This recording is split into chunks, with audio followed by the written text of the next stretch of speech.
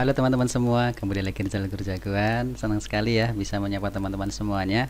Dan sebelumnya kami ucapkan terima kasih kepada 1.700 subscriber ya yang telah setia mengikuti kita, mendukung kami di berbagai program kegiatan, dan alhamdulillah selain kita menyediakan berbagai tutorial ya seputar desain grafis, kemudian pemrograman, dan ada juga Office begitu. Kita juga alhamdulillah sejak tahun 2020 kita sudah aktif begitu ya mengadakan workshop, kegiatan, webinar secara ini ya nasional, dan alhamdulillah sudah ribuan peserta yang sudah kita istilahnya ajak sharing. Dan alhamdulillah kini Guru Jagoan ya teman-teman sudah tahu ya.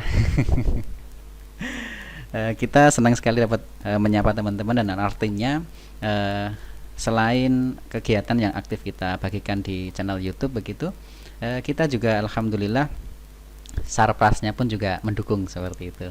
Jadi sekali lagi kami ucapkan sama-sama terima kasih ya, terima kasih. Tanpa dukungan dari teman-teman kita tidak akan bisa seperti ini.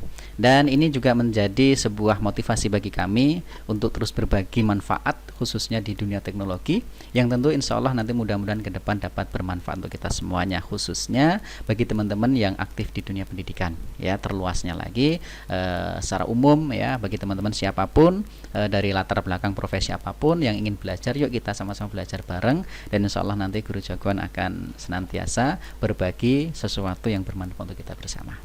Nah, di sini teman-teman kita akan sharing ya, kita akan sharing mengenai ini masih seputar website ya, ini masih seputar website yang namanya plugin. Ya, kira-kira teman-teman perlu nggak sih plugin untuk kita gunakan di website begitu, karena ketika kita menggunakan CMS WordPress sebagai platform website kita, maka di sana kita akan dihadirkan berbagai fitur dengan kemudahan, yaitu yang namanya plugin. Kita membuat tabel tinggal drag drop, klik, isi data, selesai, dan tampilannya bagus-bagus, ya kan? Kemudian ada macam-macam, banyak sekali plugin. Ya, misalkan coba kita lihat dulu di sini. Ya, kita lihat di sini di WordPress ya, misalkan kita ketik WordPress begitu, WordPress kita ambil wordpress.org aja. Nah, di sini. Nah, di sini teman-teman. Ketika kita mengunjungi situsnya, dan di sini situsnya sudah sangat update begitu ya. Di sini kita klik plugin. Di sini aja banyak sekali plugin teman-teman ya. Ada berapa ini? Banyak sekali ya. Saya kalau disuruh ngitung ini berapa saya nggak tahu ya, banyak sekali ya, ribuan plugin lah ya, ribuan plugin yang disediakan.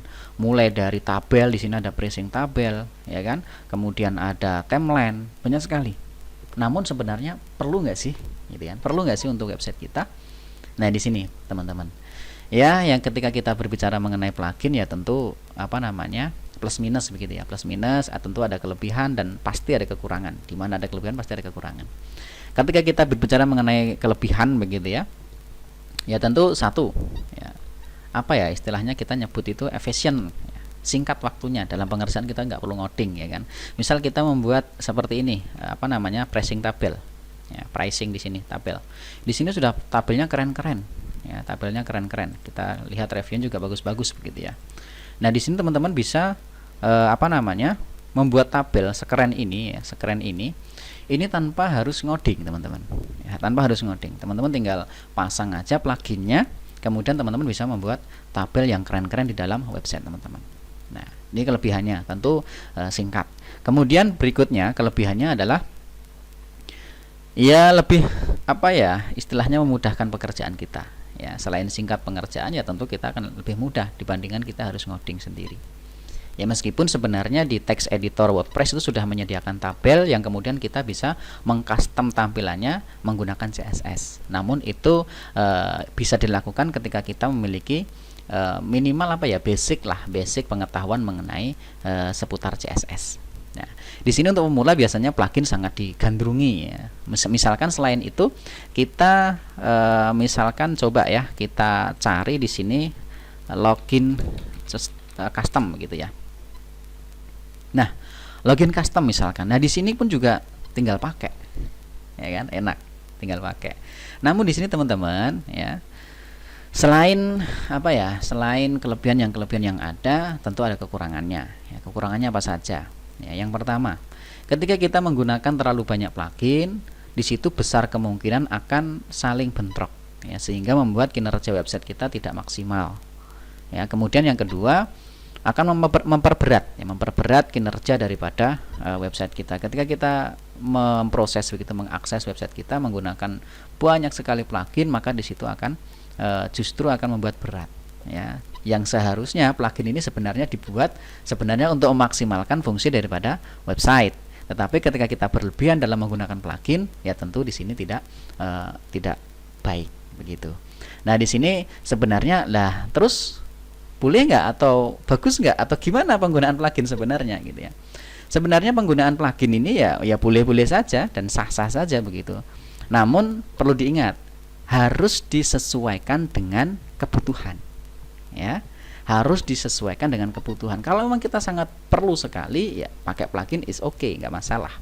Namun kalau misalkan hanya untuk apa istilahnya itu pernak-pernik yang kecil, toh seandainya kita nggak pakai itu pun nggak masalah, ya lebih baik tidak usah pakai.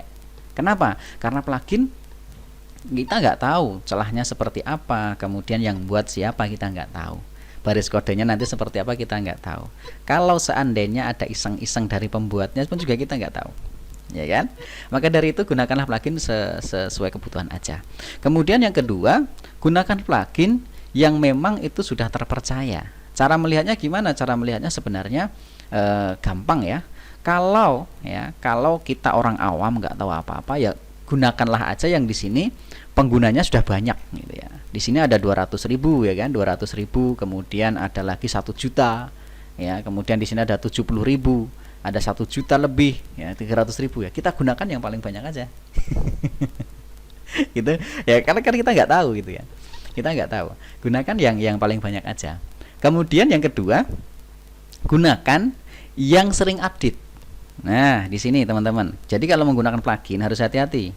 Kalau misalkan pluginnya nggak pernah terupdate, nah ini berarti jangan-jangan developernya sudah nggak perhatian lagi dengan pluginnya, bisa jadi keamanannya sangat terancam ya, teman-teman harus memikirkan itu ya. Seperti contoh di sini ya, sebagai contoh aja di website kami yang kami kelola di SMK Presiden, di sini menggunakan University Hub ya, teman-teman masih hafal lah ya untuk tema ini ya, meskipun sebenarnya untuk pengelolaannya belum selesai, di sini masih belum terupload kemarin ya untuk prestasinya. Di sini kita tidak membahas websitenya, namun kita akan membahas plugin. Jadi kalau teman-teman di sini di sini masih ingat ya, add to any. Ini pun kami juga tidak menggunakan plugin. Ya, seminimal mungkin kita tidak menggunakan plugin. Ada satu plugin yang kami gunakan dan itu belum tersolusikan. Apa sih alternatif dari itu gitu ya? Kita buka misalkan di sini ada admin dulu ya, kita masuk ke admin dulu.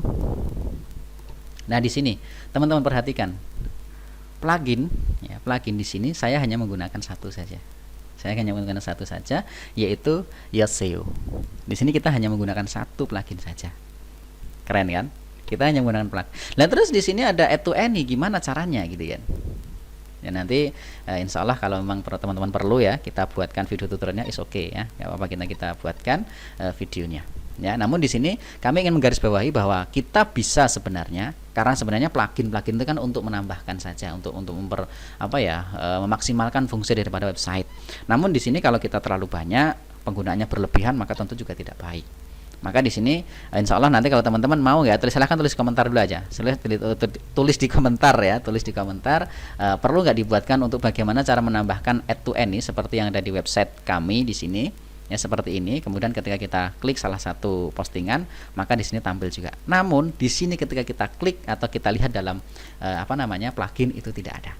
Perlu nggak? Kalau memang perlu ya silahkanlah tulis di komentar. Kalau memang nanti dirasa perlu, banyak yang menghendaki, nanti insya Allah kita buatkan cara menambahkan add to any atau share button ya, atau tombol bagikan tanpa menggunakan plugin.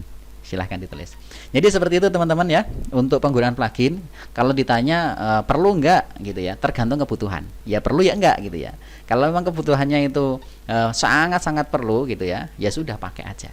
Kalau mau pakai, saran kami satu, gunakan yang memang sudah digunakan oleh orang banyak, dipercaya oleh orang banyak, jutaan lah ya. Kemudian yang kedua, pastikan plugin itu masih diupdate, jangan yang sudah dibiarkan masih kita pakai gitu ya. Namun sebisa mungkin kalau memang ada alternatif lain dan kita bisa mengerjakan, maka saya sarankan tidak perlu pakai plugin ya, tidak perlu pakai plugin sehingga website kita akan lebih maksimal. Jadi seperti itu teman-teman ya, mudah-mudahan bisa dipahami. Silahkan teman-teman jika ingin belajar bagaimana menambahkan add to any share button di website kita tanpa menggunakan plugin, silahkan tulis di kolom komentar, insya Allah kita akan buatkan video tutorialnya. Terima kasih sekali lagi, kurang lebihnya mohon maaf. Sampai jumpa di video berikutnya.